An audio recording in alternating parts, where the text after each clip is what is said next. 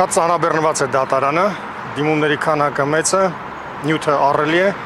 շատ մեծ ծանրաբեռնվածությամբ աշխատում են դիմող կողմերն էլ դատարանը։ Պարոն Զեյնալյան, առաջին օրը Արամ Օրբելյանը միջնորդություն ներկայացրեց, որ բոլոր 9 դատավորները մասնակցեն դատաքննությանը եւ կիսեն որոշման ողջ պատասխանատվությունը։ Դուք այս կարծիքի հետ համաձայն եք։ Ես կառաջնորդեմ բացառապես Սահմանադրական դատարանի աշխատակարգային որոշմամբ եւ դրա սահմաններում կմնամ։ Եվ նախագահը պարոն Դիլանյանը ասաց, որ շատ դժվարությամբ են բաժանվել գործընկերներից, արդյոք ավելի ծանրաբեռնված չի լինելու դատարանը 7 դատավորով քննություն իրականացնել։ Անշուշտ ավելի ծանրաբեռնված կլինի, իհարկե ավելի ծանրաբեռնված կլինի։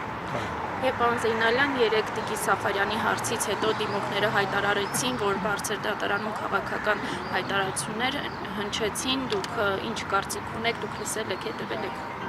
Այո, լսել եմ, հետևել եմ, առցանց մշտապես հետևում եմ, ուղիղ հետևում եմ։ Կարծում եմ Սահմանադրական դատարանի նախագահը լուծեց խնդիրը։ Բայց ձեր գնահատականը ինչպիսին է, քաղաքական կորակեք այդ հայտարարությունները, երբ որ փորձում են նաև Ռուսաստանի Դաշնության ազդեցություն բերել ընտրությունների վրա, հիշում եք ԱՄՆ-ում Թրամփն էր երբեմն մեղադրում, թե Ռուսաստանը էականորեն ազդել է Ամերիկայում այս կամ այն ընտրությունների արդյունքների վրա, հիմա ՍԴ-ում են նման հայտարարություններ հնչում։ Ընտրական գործընթացը իրավական լինելուց զատ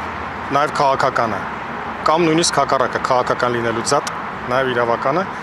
եւ այդպիսի պնդումներ կամ հարցապնդումներ կարող են լինել Սահմանադրական դատարանում։ Պարոն Զեյնալյան, Տիկին Գալյանին հարցրեցի, ձեզանից էլ է հետաքրքիր իմանալ ձեր կարծիքը։ Սահմանադրական դատարանը դեռևս որոշում չի կայացրել, ամսի 4-ին է նախնական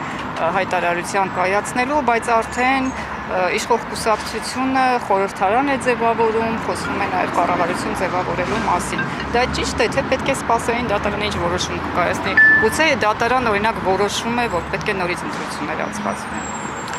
Քաղաքական կազմակերպությունները, կուսակցությունները իրենք են որոշում ինչպես վարվել, իրավական մարմինը ինքը իր գործառույթներն ունի եւ իր օրակարգն ունի։ Բայց ինչ գնահատական կտակ նորմալ է դա։ Դա իրենց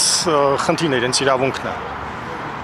Իրենք իրավունք ունեն։ Ազատ են։ Նույն հաջողությամբ ընդդիմությունն էլ կարող է այդպես, հա, իրեն կառավարություն ձևավորել, խորհրդարան ձևավորել։ Այո, կարող են, ազատ են։